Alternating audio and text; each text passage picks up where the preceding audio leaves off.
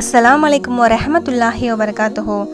எவ்வாறு பிரார்த்தனைகள் செய்ய வேண்டும் என்று அல்லாஹ்வும் அவனது தூதரும் கற்று தந்தார்களோ அந்த முறையில் செய்யப்படும் எல்லா பிரார்த்தனைகளும் இறைவனால் அங்கீகரிக்கப்படும். குறிப்பிட்ட நேரத்தில் தான் பிரார்த்தனைகள் ஏற்கப்படும், மற்ற நேரத்தில் ஏற்கப்படாது என்பதெல்லாம் இஸ்லாத்தில் இல்லை. இருந்தாலும் ஏற்றுக்கொள்ளப்படுவதற்காக அதிக வாய்ப்புகள், சந்தர்ப்பங்கள் பற்றி ஆதாரங்கள் இருக்கு.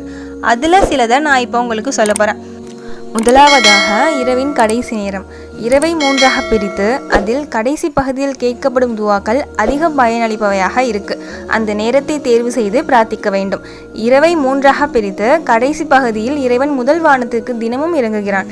என்னிடம் யாரேனும் பிரார்த்தித்தால் அதனை ஏற்கிறேன், என்னிடம் கேட்டால் கொடுக்கிறேன், என்னிடம் மன்னிப்பு கேட்டால் மன்னிக்கிறேன் என்று கூறுகின்றான் என்று நபி ஸல்லல்லாஹு அலைஹி வஸல்லம் அவர்கள் கூறியுள்ளார்கள். இரண்டாவதாக சஜிதாவின் போது. அடியான் அல்லாஹ்விடம் அதிகம் நெருங்குவது சஜிதாவின் போதுதான். எனவே இந்த சந்தர்ப்பத்தையும் துவாவுக்காக பயன்படுத்தி கொள்ள வேண்டும். ஒரு அடியான் அவனது இறைவனுடன் மிகவும் நெருக்கமாக இருப்பது சஜிதாவின் போதுதான். எனவே அதில் துவாவை அதிகப்படுத்துங்கள் என்று நபி ஸல்லல்லாஹு அலைஹி வஸல்லம் அவர்கள் கூறியுள்ளார்கள். மூன்றாவதாக மறைமுகமாக செய்யும் பிரார்த்தனை. நாம் நமக்கு வேண்டியவர்களுக்காக அவர் முன்னிலையில் துவா செய்வதை விட அவருக்கு தெரியாமல் அவருக்காக செய்யும் துவாக்கள் நிச்சயம் அங்கீகரிக்கப்படும். ஒரு முஸ்லீம் இன்னொரு முஸ்லீமுக்காக மறைவாக துவா செய்தால் அது அங்கீகரிக்கப்படும். அவனது தலைமாட்டில் ஒரு வானவர் இருப்பார்.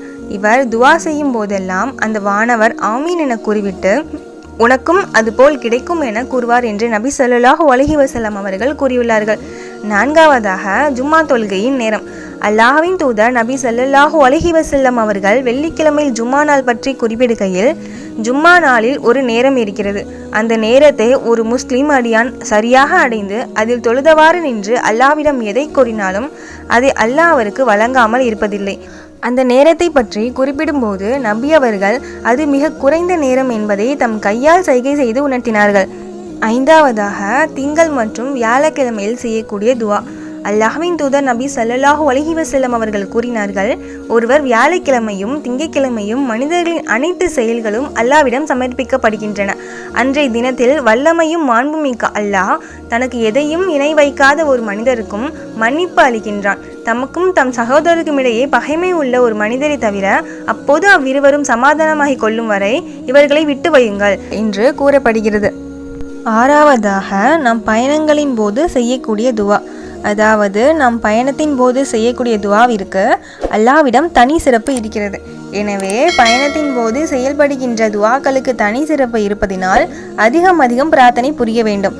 இன்ஷா அல்லாஹ்.